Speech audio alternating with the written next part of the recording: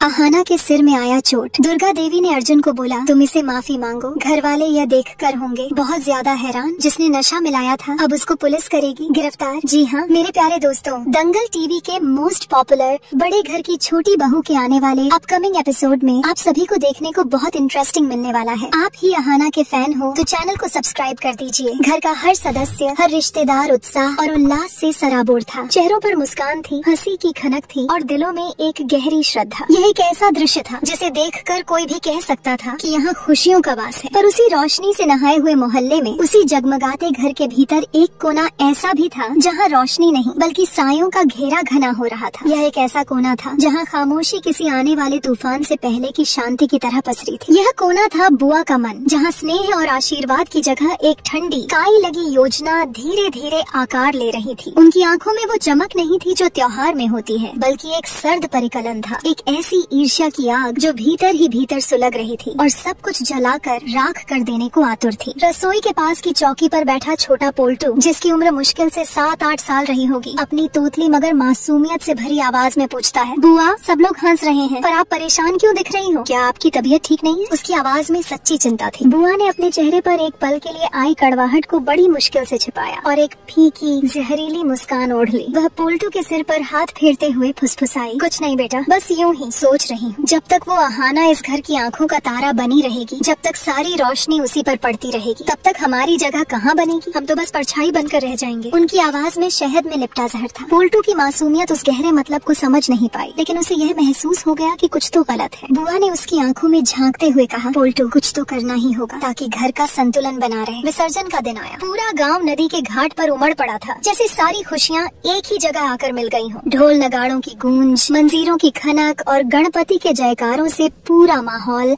भक्ति और उल्लास से भरा हुआ था। अहाना उस भीड़ में सबसे अलग चमक रही थी। उसने एक सुर्ख लाल रंग की बनारसी साड़ी पहनी थी, जिसके सुनहरे जरी का काम दियों की लौ में दमक रहा था। उसकी मांग में गहरा सिंदूर सजा था। माथे पर लगी छोटी सी बिंदी उसके रूप को और भी निखार रही थी और चेहरे पर एक ऐसी नरम शांत मुस्कान थी जो किसी भी दिल को मोह ले। वह अपनी गृहस्थी में अपने परिवार के बीच बेहद खुश थी। उसके मन में किसी भी आने वाली अनहोनी का, किसी साजिश का दूर दूर तक कोई ख्याल नहीं था। उसका मन गंगा की तरह पवित्र और निश्चल था। तभी जब वह पूजा की विधि पूरी करके अपने परिवार के साथ बैठी थी, एक अपरिचित सा युवक, जिसकी उम्र यही कोई 20-22 साल रही होगी, जूस का ट्रे लेकर उनके पास आया। उसकी आवाज में एक बनावटी मासूमियत और आंखों में एक अजीब सी घबराहट थी। उसने बड़ी विनम्रता का नकाब ओढ़कर कहा, दीदी आप सुबह से भाग दौड़ कर रही हैं, थोड़ा जूस ले लीजिए, थक गई होंगी। उसकी आवाज में इतनी मिठास थी कि कोई भी इनकार न कर सके। अहाना ने उसे धन्यवाद कहा और एक गिलास उठा लिया। उसे क्या पता था कि उस मीठे रस के गिलास में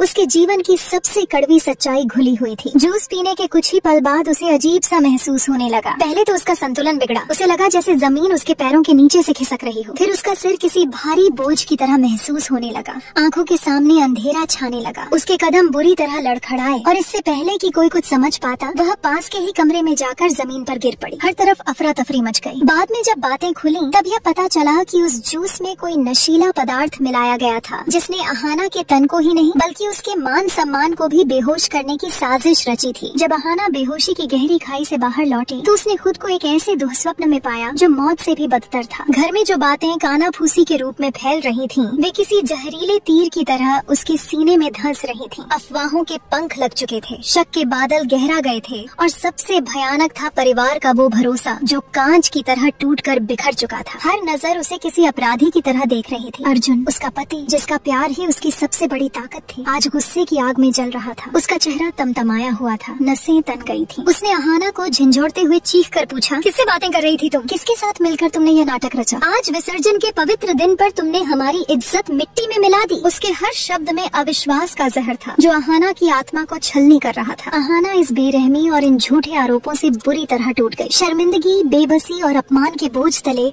उसकी आवाज जैसे कहीं खो गई थी, लेकिन फिर भी उसने हिम्मत नहीं हारी। वह चुप नहीं रही, पर उसकी सिसकियों और सफाइयों को सुनने वाला कोई नहीं था। उसे एहसास हो गया था कि इस घर में अब उसकी सच्चाई का कोई मोल नहीं है। उसने हिम्मत जुटाई। गांव की उन्हीं धूल भरी तंग गलियों में जहां औरतें घूंघट में रहती हैं, उसने अकेले ही अपनी सच्चाई की खोज शुरू की। कई दिनों की तलाश के बाद आखिरकार उसने उस युवक को एक पुराने वीरान से घर के पास देख ही लिया। उसने देखा कि वह युवक किसी और से नहीं बल्कि घर की ही एक बुजुर्ग महिला के साथ इशारों में बात कर रहा रहा था। अहाना छिपकर उनकी बातें सुनने लगी और उसी बातचीत से उसके कानों में वो सच्चाई पड़ी जिसने उसके पैरों तले जमीन खिसका दी। ये सब कुछ ये पूरी साजिश बुआ के इशारे पर की गई थी। बुआ उसे पैसे दे रही थी और आगे भी चुप रहने की धमकी दे रही थी। अहाना ने तुरंत अपना मोबाइल निकाला। उस घबराहट और कांपते हाथों के बीच वीडियो बनाना संभव नहीं था, लेकिन उसने ऑडियो रिकॉर्डर चालू कर दिया। उसने उनकी बातचीत की कुछ ऑडियो क्लिप्स बना ली ताकि गवाहों की आवाज और सच्चाई हमेशा के लिए कैद हो जाए। अगर आप अहाना के संघर्ष और हिम्मत के फैन हैं, तो चैनल को सब्सक्राइब करें और देखें कि वह अपनी बेगुनाही कैसे साबित करती है। विचित्र रूप से जब वह अगली शाम सबूतों के साथ घर लौटी तो उसके सामने एक दूसरी ही तस्वीर खड़ी थी। घर में पंचायत जैसा माहौल था और उसे ही कटघरे में खड़ा किया गया था। दुर्गा देवी, उसकी सास जो हमेशा शांत रहती थी, आज उनकी आंखों में भी गुस्सा था। उन्होंने कठोर स्वर में कहा, बहुत हुआ यह सब। अगर तुम्हारे पास अपनी बेगुनाही का कोई सबूत है तो दिखाओ, वरना इस घर में तुम्हारे लिए कोई जगह नहीं है। उस पल वीडियो की जगह अहाना ने जो ऑडियो क्लिप्स चलाए, उन्होंने घर की हवा ही बदल दी। जैसे ही मोबाइल से बुआ की कपटी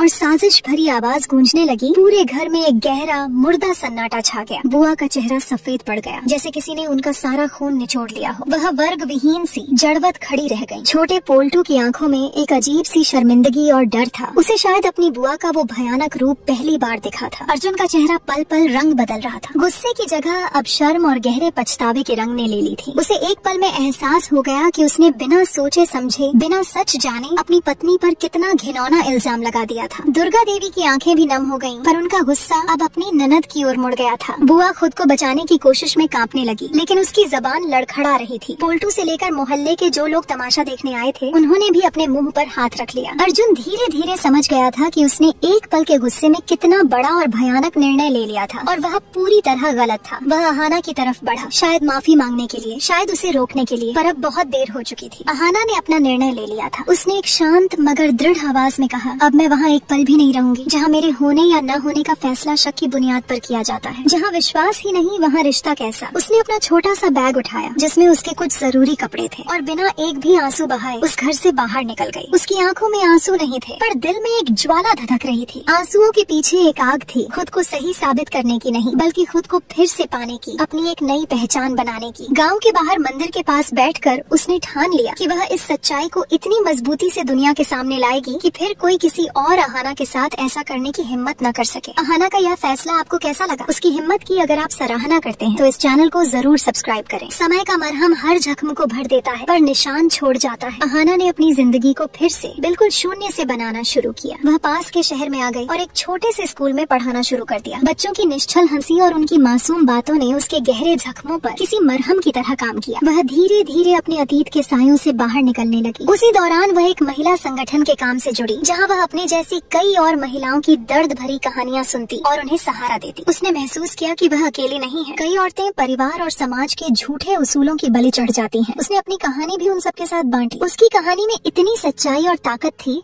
कि वह लोगों के दिलों तक पहुंच गई। पहले सोशल मीडिया पर, फिर स्थानीय अखबारों में, और धीरे धीरे उसकी कहानी ने एक किताब की शक्ल ले ली। वर्षों बाद जब उसकी आत्मकथा आग के पीछे छपी तो शहर के सबसे बड़े हॉल में उसका विमोचन रखा गया। वह हॉल तालियों की गड़गड़ाहट से गूंज रहा था। आज अहाना मंच पर खड़ी थी, एक तराशे हुए आत्मविश्वास और एक अदम्य शांति के साथ। उसकी आंखों में अब बेबसी नहीं बल्कि एक विजेता की चमक थी। उसी भीड़ में एक कोने में अर्जुन भी खड़ा था। समय ने उसे भी बदल दिया था। उसकी आंखों में गुस्सा नहीं बल्कि गहरा अथाह पछतावा था। वह अब एक सफल व्यवसायी था, पर उसकी आंखों की उदासी बताती थी कि उसने अपनी जिंदगी की सबसे कीमती चीज खो दी थी। कार्यक्रम के बाद उसने अहाना से मिलने की हिम्मत जुटाई। उसने आंखों में आंसू ले हुए उससे माफी मांगी, उसे वापस चलने के लिए गिड़गिड़ाया, पर अहाना ने स्पष्ट और शांत स्वर में कहा, अर्जुन, मैं तुम्हें माफ कर चुकी हूँ, लेकिन मैं वापस नहीं जाऊंगी। जिस आजादी और सम्मान को पाने के लिए मैंने इतनी बड़ी कीमत चुकाई है, मैं उसे अब दोबारा दांव पर नहीं लगा सकती। मेरी इस आजादी की कीमत बहुत बड़ी है। किस्मत ने उसे नए साथी भी दिए। राज नाम का एक साथी मिला जो उसी महिला काम करता था। वह भी अपने अतीत के जख्मों से जूझ चुका था और वह समझता था कि सम्मान, विश्वास और आजादी एक रिश्ते के लिए क्या मायने रखती है। दोनों के बीच धीरे धीरे दोस्ती और फिर विश्वास का एक ऐसा अटूट रिश्ता पनपा जो किसी तूफान में भी न डिगे। पर यह सब तब हुआ जब अहाना ने पहले खुद को पूरी तरह से पा लिया था। अहाना ने अपने जीवन का जो नया अध्याय लिखा, वह वीडियो को लाइक और चैनल को सब्सक्राइब कर दीजिए प्लीज, ऐसी अपडेट देखने